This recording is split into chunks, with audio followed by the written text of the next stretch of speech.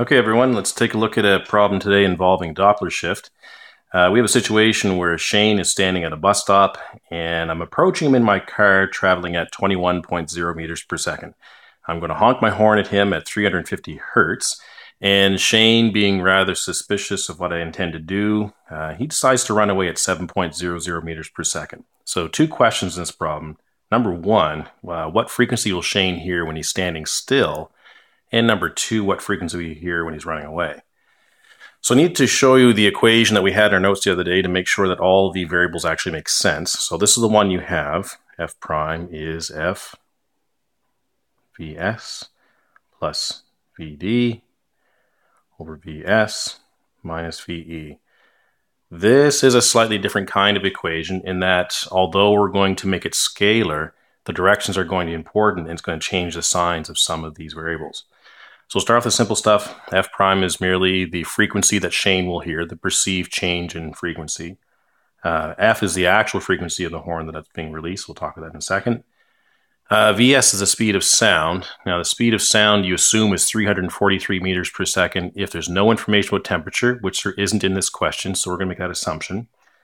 Vd is the speed of the detector, so that's the thing that's actually hearing the sound. So in this problem, that'd be Shane. And Ve is the speed of the emitter, which is the thing that's making the sound.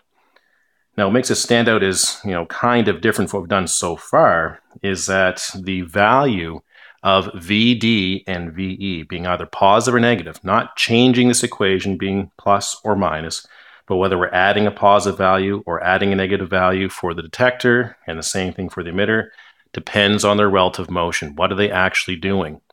So if the detector, if Shane was moving towards me, regardless of what I was doing, it's going to be positive. If he's running away, like he's in this problem, it's going to be negative. And again, it has nothing to do with what I'm doing. As the emitter, we see the same thing. If I'm moving towards the object that's listening to it, that's hearing the sound, it's going to be positive. And if it's moving away, it's going to be negative. So for the first part of the problem, we're seeing that Shane is holding still. So we'll get some information out here. The frequency, 350 hertz. The speed of sound, 343 meters per second. Again, no indication of temperature, so I can make that assumption. It's 20 degrees Celsius. Now, speed of the detector for the first part of the problem is going to be 0. Shane's not moving. For the emitter, for myself, I am moving at 21 meters per second in the car. Now, is this going to be positive or negative? I'm moving towards him, so I'm going to apply that as a positive value.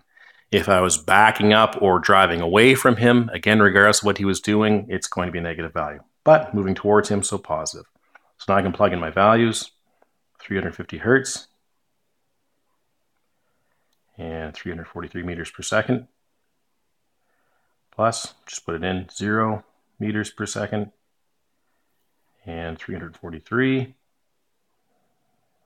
So minus the positive value, 21.0 meters per second. We're going to pause and just remind ourselves. Close that off. That gives us 373 hertz after we apply our sig figs. So it's a higher frequency, which when you think of the Doppler effect, it makes sense. If you're moving towards the object, we should see the waves being compressed, and it should give us a perceived change in frequency that is higher. Now that's, I could say, part A to this problem. Part B, where nothing changes except for the fact that Shane is running away. So I know I'm moving towards him, but since he's attempting to move away from me, I'm going to say that the speed of the detector is going to be a negative 7.00 meters per second. And everything else is the same. So the same equation, F prime, F, Vs plus Vd over Vs minus Ve, 350 hertz. 343 meters per second for the speed of sound, plus, and not change the equation, it's still going to be plus the speed of the detector, and its value is negative, so plus at negative 7.00 meters per second over 343 meters per second, minus, this is unchanging, positive 21.0 meters per second. And I'm going to plug these things in, I get 365 hertz. So it's slightly lower, although I'm still technically, when you take a look at the problem from some casual observer, they would see that me as the emitter is still approaching him, still traveling faster than what he is. So that's our two values we have.